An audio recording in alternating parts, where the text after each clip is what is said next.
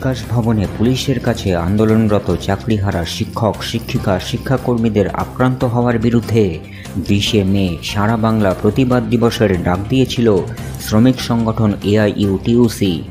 অঙ্গনওয়াড়ি কর্মী ও সহায়িকারাও এই প্রতিবাদ দিবসে সামিল হয়েছিলেন। প্রতিবাদ দিবস পালন করা হচ্ছে। এই যে তারা বিভিন্ন শ্রমিক সংগঠন, তারা সমাজের মানুষ, সমাজের সমস্ত মানুষদের উদ্দেশ্যে আজকে কিন্তু তারা সবাই একমত হয়ে এই প্রতিবাদ দিবসে ডাক দিয়েছে। আপনারা শুনেছেন যে 26,000 শিক্ষক, সেই শিক্ষককে যে বাতিল করলো বর্তমান যে রাজ্য সরকার, আপনারা জানেন তারা বিকাশ ভবনে যেভাবে অবস্থান কর্মসূচি নিয়েছিল, সেই বিকাশ ভবনের পরে তাদের ন্যায্য দাবি নিয়ে তারা যখন যায়, এই পশ্চিমবঙ্গের পুলিশ তাদের উপরে যেভাবে অত্যাচার নির্যাতন করেছে আপনারা দেখেছেন। কারো হাত ভেঙেছে, কারো পা ভেঙেছে, কারো মাথা ফেটে গেছে, সারা শরীর তাদেরকে খুঁচিয়ে দেওয়া হয়েছে।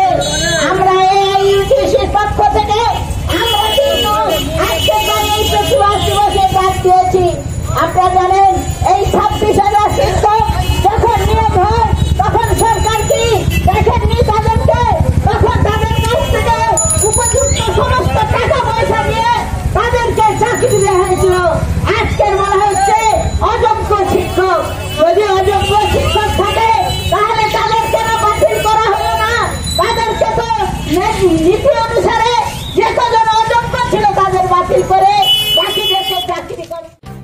শুধুমাত্র প্রতিবাদে সামিল হওয়া নয়, পশ্চিমবঙ্গের এই অঙ্গনওয়াড়ি কর্মী ও সহায়িকাদের সংগঠন West Bengal anganwadi workers and helpers ইউনিয়নের তরফে এই আন্দোলনরত চাকরিহারা শিক্ষক শিক্ষিকা শিক্ষাকর্মীদের পাশে থাকার বার্তাও দেওয়া হয়েছে।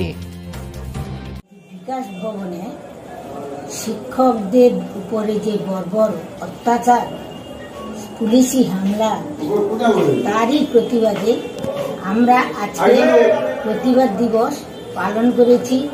এআইইউটিইউসি আমাদের যে মাদার সংগঠন, শ্রমিক সংগঠন, সারা রাজ্যে আজকে প্রতিবাদ দিবসের ডাক দিয়েছিল। আমরা West Bengal anganwadi workers and helpers union আমরা সারা রাজ্যব্যাপী আমরা কিন্তু এই প্রতিবাদ দিবসে সামিল হয়েছি। আজকের এই বারুইপুর জেলার সাংগঠনিক এআইইউটিইউসির সঙ্গে থেকে আমরাও এই প্রতিবাদ দিবস পালন করেছি। আমরা এই যে শিক্ষকদের যে চাকরি চলে গেল, এদের যাতে পুনর্বহাল হয় এবং যে পুলিশি অত্যাচার তার বিরুদ্ধে আমরা রুখে দাঁড়িয়েছি। আমরাও শিক্ষকদের পাশে আছি।